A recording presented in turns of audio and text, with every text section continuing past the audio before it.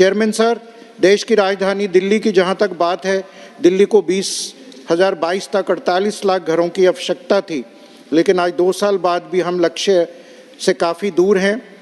आपको सुन के हैरानी होगी कि दिल्ली की जो भारत की राजधानी है, इसकी 32% जनसंख्या एक कमरे के मकान में रहती है, जिसमें 700 झुग्गियाँ, 1800 अनऑथोराइज्ड कॉलोनियाँ वगैरह हैं।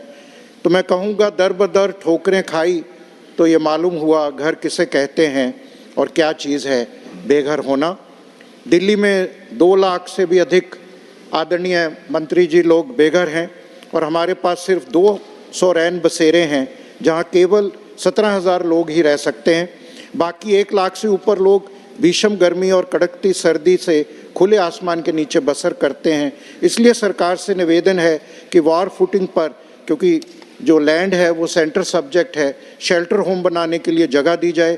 मैं वो बात जो हमारे कोलीग्स ने, ऑनरेबल एमपीज़ ने, water logging in Delhi, 302 hot spots, new underground passes being flooded with the water which speaks high volumes. I don't want to repeat, but I flag. और दिल्ली को हमें, क्योंकि हमारा मुकुट है, हमारी राजधानी है, इसे हमें मिलजुल के सजने और संवरने का हमें प्रयास करना चाहिए। माइग्रेशन की जहाँ तक बात है, 60 crore Indians almost migrate within the country annually in the order to release pressure on the existing mega cities. I think we will have to create more amenities in second and third tier cities of the country. Government ने अभी announce किया, पहले जैसे smart cities की बात हो रही थी कि 100 स्मार्ट सिटीज़ बनाए जाएंगे, पर जैसे यहाँ सदन में चर्चा हुई, पिछले 10 सालों में जो प्रोग्रेस इज़ वेरी मिनिस्क्यूल। अब सुनने को मिल रहा है शायद प्रोजेक्ट, वो स्कीम बंद की जा रही है, पर 32 smart cities have completed the projects, but remaining 68 smart cities ने अपने टारगेट अचीव नहीं किए। I request the Ministry of Housing and Urban Development कि उसको रिगोरसली परसू करके कि जो 100 स्मार्ट सिटीज़ अनाउंस किए गए, कम से कम उनको हम पूरा करें। और अभी मैं पढ़ रहा था कि इस साल स्मार्ट सिटीज़ का बजट जो 8,000 करोड़ था, वो भी 70% काट के 2700 करोड़ रखा है। तो ये एक चिंताजनक विषय है। मैं उम्मीद करता हूं कि फाइनेंस मिनिस्टर इस पे ध्यान देंगे और सप्लीमेंट्री ग्रांट में ये पूरी की जाएगी। पंजाब की बात करें, जहां से मैं आता हूं, 72 वर्क ऑर्डर्स, 5 प्रोजेक्ट ही हुए। और ये smart city mission which requires special attention, and मैं मंत्री महोदय से रिक्वेस्ट करूंगा, आग्रह करूंगा कि वो खुद अमृतसर, जलंधर, लुधियाना जाके देखें, क्योंकि ये भी 100 शहरों में ये भी शामिल थे। वहाँ कुछ स्मार्ट सिटी का कुछ लगता है कि वे स्मार्ट सिटी दूर दूर तक नहीं है। अब मेट्रो की बात करें तो 27 शहरों में मेट्रो मैप है और 830 किलोमीटर ऑपरेशनल भी हुआ है, पर unfortunately a big city like Chandigarh which is closely connected with Mohali and Panchkula, और बहुत हैवी ट्रैफिक रहता है, इंडस्ट्रियल सिटी, कैपिटल भी है, वहाँ भी नहीं है मेट्रो का प्रोजेक्ट। लुधियाना जो मैनचेस्टर ऑफ इंडिया कहा जाता है, तो मैं मंत्री महोदय से, इस मिनिस्ट्री से थ्रू चेयर आग्रह करूंगा कि to consider and provide budgetary provision and support for metro connectivity in Chandigarh and Ludhiana on property.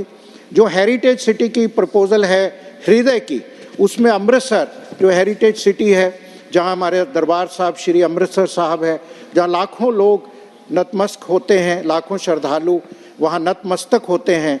मैं मंत्री जी से आग्रह करूंगा कि आपको अकाल पुरख वाहेगुरु संगत की भरपूर ब्लेसिंग मिलेंगी, क्योंकि दरबार साहब जब आप जाते हैं, खट्टर साहब भी गए होंगे कई बार, वहाँ बहुत कंजेशन है, जो गलियारा फ्री किया गया, अप्रोच इज़ वेरी कंजेस्टेड। तो वहाँ पीछे कई 10-12 साल से प्लान बन रहे हैं अंडरग्राउंड मल्टी लेवल पार्किंग के, इसको इस साल ज़रूर करना चाहिए। मैं मंत्री साहब और मिनिस्टर ऑफ स्टेट बैठे हैं, ये कंप्लीट मेरी हाथ जोड़ के विनती है कि ये दरबार साहब अमृतसर, जहाँ सारी दुनिया आती है नतमस्तक होने, ईश्वर का स्थान है, वहाँ मल्टी लेवल अंडरग्राउंड पार्किंग और उसकी मल्टी लेवल जो टनल है वो बननी चाहिए। अब स्वच्छ भारत अभियान की बात करें तो फिजिकल फाइनेंशियल कोई ऐसे टारगेट्स नहीं हैं, और जो अदर मिशंस ऑफ मिनिस्ट्री जैसे हैं जो मैंने सारे बोले, अमृत, स्मार्ट सिटी, और वो उनमें कोई टारगेट्स हैं जैसे पीएम आवास योजना। तो स्वच्छ भारत अभियान के भी कोई डिलीवरेबल्स होने चाहिए। ये मैंने पढ़ा आज 5 साल की स्कीम है, डिलीवरेबल कोई नहीं आप ड्रॉ करें। तो ऐसे ही पंजाब की बात करें कि अमृतसर, लुधियाना, जालंधर जैसे शहर, इतने बड़े मेट्रो सिटी, आप जाके वहाँ देखिए कि स्वच्छता कहीं है वहाँ पे। तो ये स्वच्छ भारत अभियान अगर इन बड़े शहरों में, इन जैसे बड़े शहरों में हम टारगेट से, डिलीवरेबल से लागू नहीं करेंगे तो इस स्कीम का कोई फ़ायदा नहीं, जो प्रधानमंत्री जी ने खुद लॉन्च की। मैं भी उसका ब्रांड एम्बेसडर, उसका पार्ट रहा, लेकिन वो कहीं ना कहीं अब डाइल्यूट हो रही है। और अंत में चेयर, मैं आपका ध्यान बहुत ही महत्वपूर्ण संवेदनशील मुद्दे की ओर आकर्षित करता हूँ कि इस सदन में सबको पता है 1984 में दिल्ली में हुए निर्दोष सिखों के नरसंहार के बारे में जो इतना जुल्म हुआ। मैं पहले इस पवित्र सदन में उस घटना की कड़े शब्दों में निंदा करता हूं और कहना चाहता हूं कोई भी मुआवजा या घर या फ्लैट उनके घाव को पूरा नहीं कर सकता। अब दिल्ली अर्बन शेल्टर बोर्ड जो सेंट्रल गवर्नमेंट का पार्ट था 1985 में, उन्होंने ये सिख नरसंहार पीड़ितों को फ्लैट कर दिए।